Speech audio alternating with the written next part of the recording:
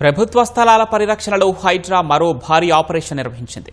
రంగారెడ్డి జిల్లా గండిపేట మండలం పుప్పాలగూడ ఖాజాగూడ సరిహద్దుల్లో ఉన్న సుమారు 200 ఎకరాల ప్రభుత్వ భూమిని కాపాడింది. ఆ భూముల్లో చారిత్రక రాళ్ల గుట్టలున్నాయి. గతంలో రాష్ట్ర ప్రభుత్వం హెచ్ఎండిఏకు ఈ భూములను కేటాయించింది.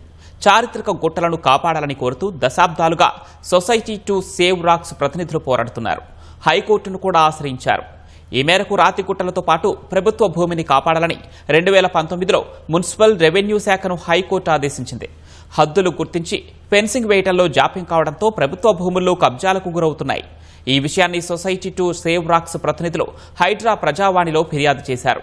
ఆ ఫిర్యాదులను పరిశీలించిన హైడ్రా కమిషనర్ రంగనాథ్ క్షేత్రస్థాయిలో పర్యటించి వివరాలు ఆరా తీశారు.